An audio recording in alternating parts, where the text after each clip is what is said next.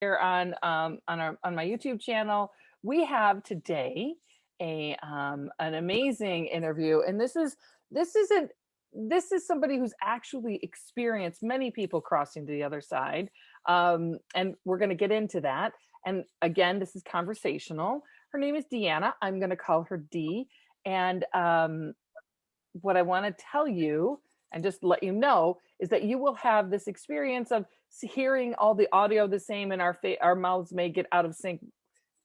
We're working with it. Spirit is just showing up in all specific ways, and we're going to enjoy ourselves. So Deanna, or Dee, is worked in hospice as kind of in the role of death doula, but you have another name for it. What was that name? Spiritual midwifery. Mm. Just a spiritual midwife. Midwives that bring babies into the world. I'm kind of working on the other end. Okay. How did you start that? How did that begin, Dee?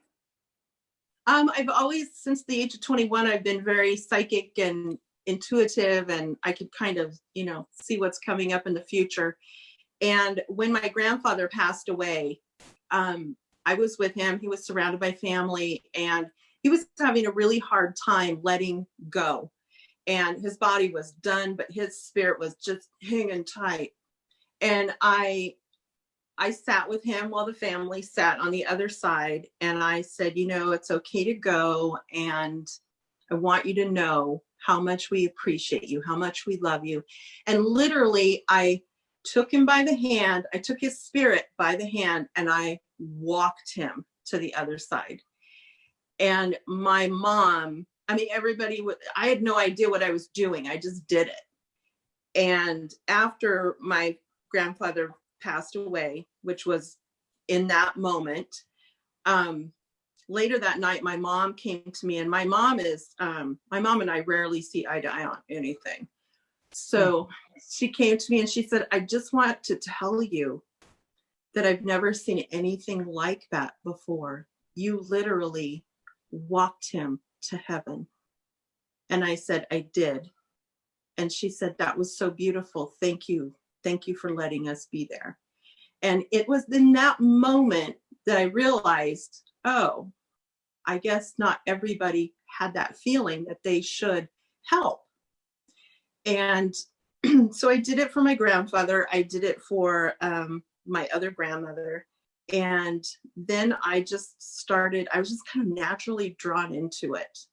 I spiritually midwife people through all kinds of things in their lives, but they really trust me at the end.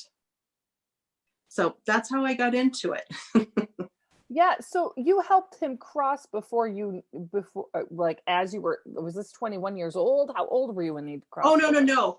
Oh. This was in about 2000. I can't remember exactly what year, the early 2000s when he died. Okay. So I had adult children. So I was probably in my 40s. Okay. And did that spur you into going into work at hospice? And how did you get into hospice and then tell them, hey, I want to do this thing? How did that work out? I did caregiving for a family friend, and then that one thing led to another, and I started working in a hospice facility. And that seemed to be where my niche was. Mm-hmm. I wasn't really a good butt wiper, as far as caregiving goes, but I was a great hand holder and a great listener. And if someone asked me for insight, I definitely had it. When I worked with people that were passing away, they seemed to get angry that no one around them wanted to talk about dying. And for some reason, my presence spurred them on to ask questions. And I don't know how detailed you want me to get. Well, I think that's a great, it's interesting because as I'm here, I keep hearing we have to normalize dying. We need to normalize death. And that's something that I think is really important on this journey. Just this conversation between us and everybody who watches this on YouTube is that normalizing death, and anything you can do to like talk about that would be fantastic. I think that I I went to the home of a woman who was just a little bit younger than me to be a caregiver for her during chemotherapy. And it was like the 5th time she had had chemo, and she knew it was the end of her life. And she was pissed. And I stayed with her for 3 days. And finally, she was just hostile to me. And I said, I'm actually here because you invited me and because I would really genuinely like to assist you in any way I can. And she was a little flippant, and she said, I'd really like my silver polished. So she pulled all her silver out, put it on a dining room table, and I sat down and I started polishing her silver because it was important to her. After I'd been doing that for about an hour and a half, she came and she sat down with me, and I said, you know, it seems like you just want somebody to talk to, and I'm a pretty good ear. And she said, and she had this great, she was Jewish, but she had this great Southern accent. And she said, you know, nobody wants to talk about dying. And it's all I fucking want to talk about. And I said, let's talk about dying. And we did. And she kept asking specifically for me to come back and work with her. Nobody else. She just wanted me. And I wasn't there with her when she passed, but she was a very memorable experience where I thought, we have got to normalize this. It's everybody's going to have to do it. And it feels like we're all ashamed of it because we can't control it. That's some great insight right there, Dee. We can't control it, can we? Yeah. So I am hoping that you could share some of the stories of when somebody crosses, what sort of maybe the stages that you have firsthand experienced. Maybe some of them have spoken about seeing the other side if they've been crossing. Things that can like help people not only to normalize this, but also just like there is more. I know we do a lot of NDE interviews on this channel, but this is somebody who's witnessed it as it was happening. And I think that's incredibly valuable. Yeah, I've had heartbreaking, scary, like horror story scary, and the sweetest things. I was with this woman named Susan. She was 103 when I met her.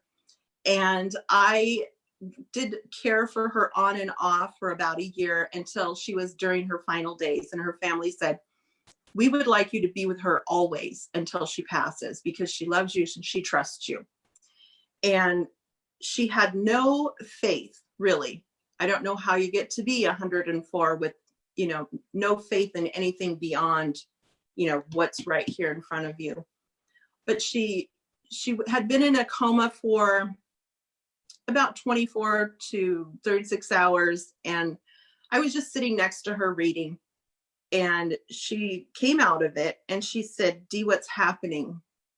And I said, well, Susan, what's happening is your body is getting smaller and smaller, but your spirit is getting bigger and bigger. And pretty soon it's going to slip right out. And that is amazing. That is a fantastic way to talk about death. It was spirit just dropped it right. I mean, I opened my mouth and the right words came. That didn't come from my experience. I asked spirit every time I'm speaking to someone who's dying, what are the right words to say? Mm-hmm. And she didn't want to hear about angels. She didn't want to hear about anything holy or biblical. She just, Dee, what is going on? And so that's what I told her. And then she smiled and she went back to sleep, and it was probably another 12 hours. I had got up to go to the bathroom, and when I came back in the room, it looked in my psychic eye, she was already floating, and she had these great big long graceful dancer's arms, and she's doing this. And I said, Suze, what are you doing? And she goes, I'm flying. And I said, oh, I love flying days. Let me open the doors and the windows for you. And so I did. I opened all the doors and windows. I said, you can go anywhere you want. She goes, I know. I said, so tell me, Suze, where are you going? And these are the words, Janie, that will stick with me always. And I want to share it with every family who has a loved one who's passing away. She said, Dee, I'm going where everybody loves me and I love everybody. And Beautiful. And that was it. And she was gone. Like 12 hours later, she was gone. So that really is, you're going where you love everybody and everybody loves you. And what is a greater definition of heaven than that? Yeah, you said something interesting, that you've had horrific experiences. What did you mean by that? Or horror story experiences? What did you mean? Well, I have had since I was a little kid, I know this is an oxymoron, I have had a morbid fear of dead bodies. I don't want to look at them. I don't want to touch them. I don't want to think about it. And yet here I am, a spiritual midwife, helping people pass away. So I was with another lady named Leah, and she was also 104. I actually think she had her 100. Could you tell me a little bit about pets and how they react when their loved ones are getting ready to cross? I find that they want to be right with them, on them, touching them, until they can feel the stirring. There is a stirring in the room. It's like, it's a gentleness. It's almost like when you hear snow falling outside and you walk outside and you can't hear anything. Mm-hmm. That's what it feels like. There's a stillness in the air. They will get off of whoever is passing away and they will come to the person in charge and alert you. It's time. That's been my experience in several different instances, that the pets will come to you and say, we don't know what to do. I think she's gone. And then, moments later, they're gone. Wow. I mean, that's, I can only imagine. That's got to be very difficult for the pets, very difficult for the families, very difficult for everybody. The thing is that little Jake, one of my ladies got a little dog when she was 105 because her doctor told her would keep her moving from, to let him out 3 or 4 times a day. Mm-hmm. And he came and he sat on me and he wouldn't get off of me. And finally, I just looked him right in the face and I said, I think you did an incredibly perfect job. Mm. You did exactly what you were asked to do. I'm so proud of you. And so it's almost like they're little angels in fursuits during that time. Right. Yeah. That is, well, yeah, I see I know that my dog is an angel for sure. Like, they're little angels. I know that he is for sure. And everybody else's dog is as well. Let me say that. I have one jerk of a dog. I don't think she's an angel. But she hasn't barked during our interview, so it's all good. So we were talking a little bit about some of the exciting things that happened. You had crossed your grandfather over and your grandmother. What kind of things have some people that when you were working in the hospice facility, have they shared with you as they were crossing over?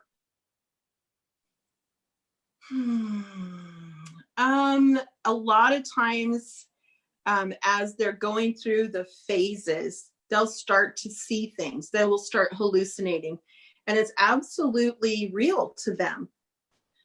They will see a river.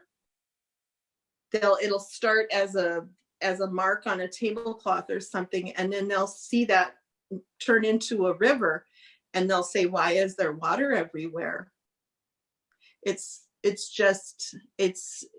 I don't actually know what that is, but you don't ever argue with the dying person. No, Right. I'm sorry, there's not water everywhere. There's water everywhere to them.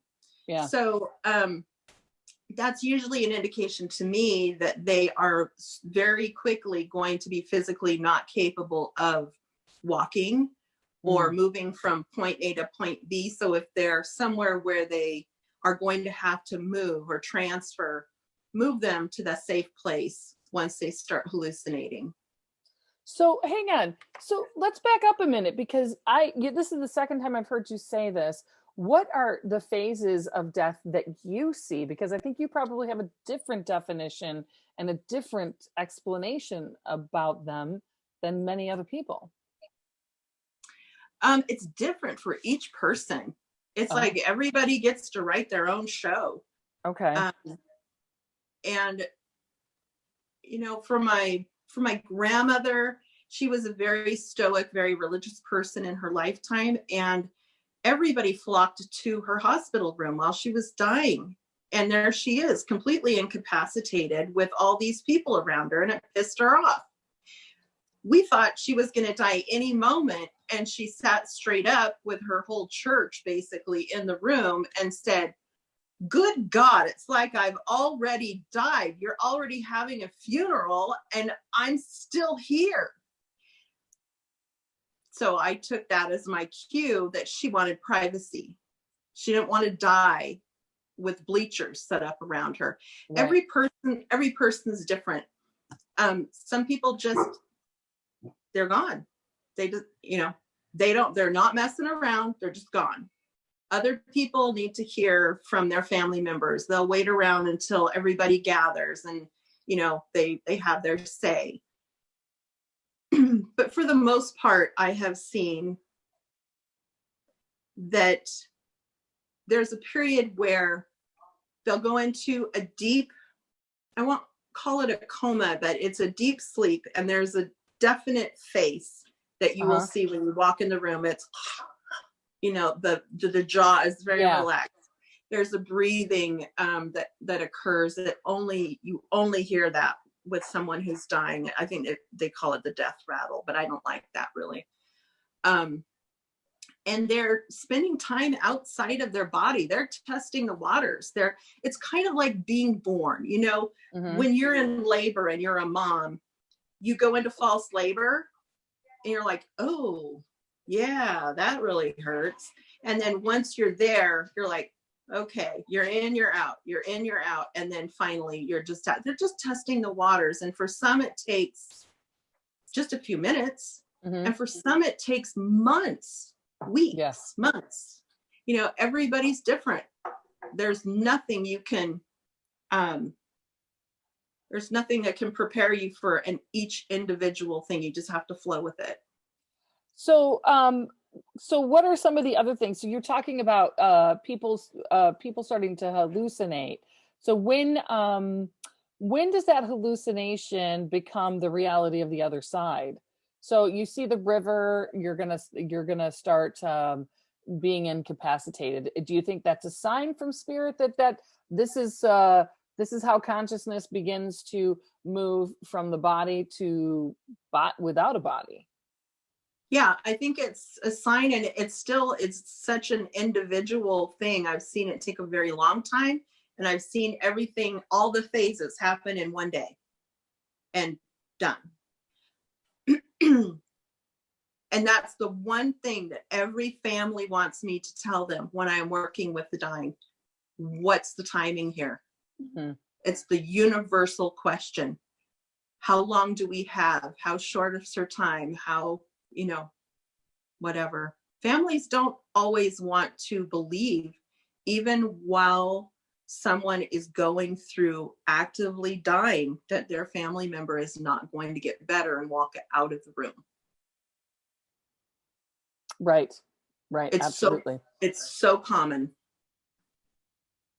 Yeah, we don't want to die. Nobody, I don't think we don't want to talk about dying. So when it's in the moment, like reality or the reality that we're going to lose somebody physically, not with losing them physically, we end up wanting to just go right into denial. I mean, Denal Yeah. runs thick with this chick, so I understand that. Yeah, I'm ready to go anytime. I've seen the other side. It's glorious. So, so tell me, what are some of the experiences you've had with when people have, began to describe what the other side is to you in hospice? They haven't always described it to me. It's been kind of starts out as a foreboding, like, this is scary. And then it just feels like sometimes they'll talk about people in the room that we can't see. Mm-hmm. Whether they're angels, it feels like they're family members most of the time. There isn't typically a lot of talking that goes on. Once they get into that phase where you see the face and you're hearing the rattle, they'll come back and they'll say, a couple of words like, I'm going where I love everybody and everybody loves me. And then boom, they're out again. Mm-hmm. So I don't really have any words of wisdom in that way. I'm trying to come up with something else.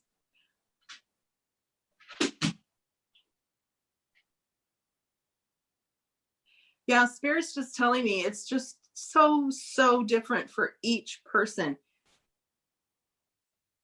I know that's not very helpful for your interview. Well, I think that it's important to know that, and then we have the next phase of it is, let's talk about grief. Yeah, that's a big deal. What does hospice do? What have you seen in grief? Have you seen, I don't really know if I know what question I'm asking, but maybe you have some wisdom there as well. I have a little bit of wisdom. The thing that even as a psychic and a medium, I cannot always communicate with someone once they've passed, especially if they're close to me. Mm-hmm. And the thing that really I was not expecting was dead air, crickets. Come on, talk to me. Tell me what's it like over there? Nothing. Mm-hmm. And when my grandfather passed, he was everything to me. I was his first grandchild. I hung the moon for him. And he would stop complete strangers on the street and say, "Isn't that the prettiest woman you've ever seen in your life?" Oh, that's so sweet. And that was my relationship with him. But I missed him. I missed the smell of him. I missed, just talking to him. And one night I was in the bathtub and I was laying on my belly with my hands like this. And I was just sobbing because I missed him so much. And he just appeared. And he said, "Now, darling, why are you crying?" And I said, "I just miss you so much." And he said, and he patted his lap like, come. And I was in spirit form. I wasn't naked sitting on his lap. No, I was just going to ask, let's talk a little bit about what's going on. Let's talk about, we might need to end this conversation. I might need to get you a little bit of help. Let's start talking. No, instantly, when I saw him, he was young and he was, not the old man that I walked to Heaven's Gate, but he was young and handsome. He was the grandfather that I remembered from my youth. And he patted his lap and I was in spirit form. I sat down. He said, "How can you miss me when I'm right here? Now stop crying about it and just know I'm always with you." And I said, "But you're not talking to me." And he said, "You don't need me to talk to you." And that was it. Very rarely has he even shown up in a dream. So I think the most surprising thing for me about when someone dies is that it feels so empty. The physical space is empty. Yeah. And it takes a while for that to be filled back up. So you're talking about grief. Sorry, I got off track. It's okay. Yeah, grief is an interesting emotion. It's a hard emotion because let's just say, like, it's the same as that there's no set one way that somebody's going to cross the other side. There is no set one way. No, there isn't. The one thing I can tell you about people who are dying is they die like they lived. If they lived quiet, stoic lives, they are going to die quietly and stoically. If they lived out loud, they're going to be, they want to party. They want everybody around them. That's so how individual it is. So that's one wisdom to take, is that however someone lived their life, that's exactly how they want to die. Yeah. That is fantastic. I know I have to ask this, but have you seen angels when you've been working in hospice? I know you said mostly that you felt that it's mostly family members of the people who are crossing, but have you connected with any angels as you were on the other, that were in the room? Have you seen anybody show up in a physical form in a room, or an outline of, you know what I mean? I haven't seen the physical manifestation of an angel, if that's what you're asking. Yes. I have seen little sparks of light that whip around the room. I believe that those are angelic beings. I'm an angelic being here in a human body. So maybe I just resonate with the spirit of, whatever's around, and I don't need to physically see it. Right. But for the most part, I think there's always, if you're asking me, is there a hierarchy of beings surrounding those who pass away? Yes, there is. And that hierarchy depends on the person who's passing. So this is with people who've, we talked about normalizing death. I know in my experience, I've had a lot of people who died very instantaneous without hospice. So in those experiences, I just want to say, everybody's path in grief is very, very different than what somebody else's had. So I just want to make sure that I speak to the people who have crossed with very much heart attacks or accidents, that they too are met by loved ones on the other side. And I think that's important to say. They absolutely are. Yeah. It doesn't matter how you pass. If it's a slow, deliberate process, or if it happens instantly, you absolutely are not alone. That I know for certain. Right. How would you suggest to somebody to kind of make a death plan? Do you talk about death plans with people? I never thought about that till right now. Yeah, it's interesting because my grandmother that I'm working with right now is 95. And I can tell every day that she's a little closer. Death is no longer, driving by on the freeway. It's the guest at our table. And so it's just a gentle conversation. Some people have it already written down. This is what I want. This is what I don't want. And boom, boom, boom. With my grandmother, I said, how are you feeling? And she says, I'm really tired. I said, well, what do you think that means? She said, well, I think it means I'm fixing to die. And I said, are you afraid to die? And she said, hell no, I've already died 3 times. And I, which technically she has. And I said, do you remember what it looks like? And she said, oh my goodness, it's so beautiful and it's so peaceful. And I'm still pissed off they brought me back the last time. Oh my gosh, I want to interview your grandmother. Would she talk about this? Maybe. Okay. I would love to. She has good days and bad days. I'll ask her. I'm pretty flexible. Yeah, I'll ask her and see what she says. Okay, ask her and see what she says. I'm very flexible, and as you know, this was impromptu as well, so I can do. All the best things are. All the best things are impromptu. That's correct. So she's not afraid at all and still mad that she was brought back. And so I said, the next time you die, we don't have to bring you back. If you don't want to be brought back, all you have to do is say, don't do that again. I said, I am your advocate. You are 95. You have lived a beautiful, long, full, love-filled life.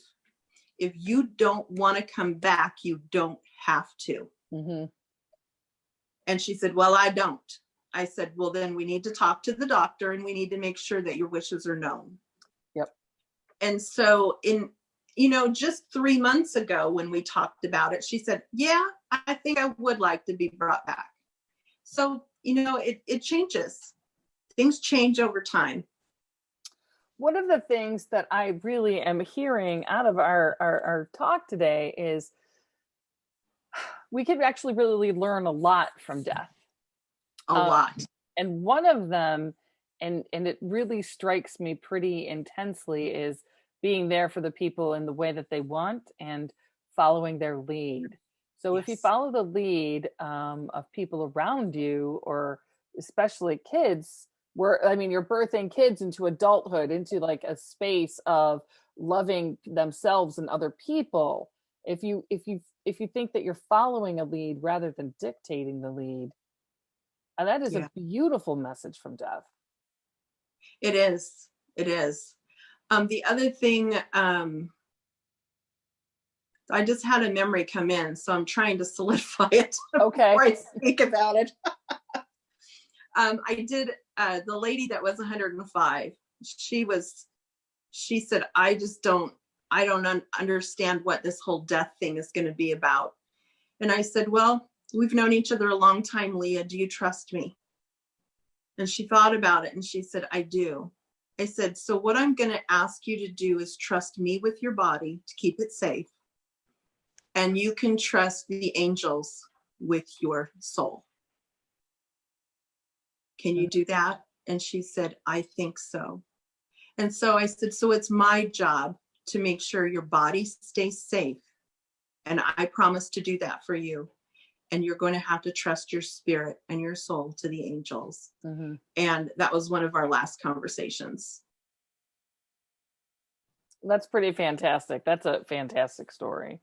And Dee, I just want to say, I want to, as we're sitting here, just ask if you wanted to add anything else about death or grieving or normalizing death to our conversation. I just think that the whole system of how we deal with it right now is just it's brutal. It's brutal. What do you mean by that? I mean, there's a cookie cutter way, boom, boom, boom, that things get dealt with. Mm. And even hospice has a way. This is how we do it. These are the signs. This is what you do. This is how you deal with it. And really, we just need to listen more to the dying. That I just bought this book for my mom and my aunt because neither one of them are really grasping the concept that their mom is passing away. Nice. That's a good. And so it's like a great book. This lady, I bought 2 of these books and I said, is this a required reading? You guys need to know how to not do damage during this process. You don't want to make it harder. We want to make it easier. We want to make it loving. We don't want to cause her any grief while she's passing. So those are, that's my only words of wisdom is listen with your heart. I love that, Dee. I'm so glad that you had some time today. I had some time today. It all worked out.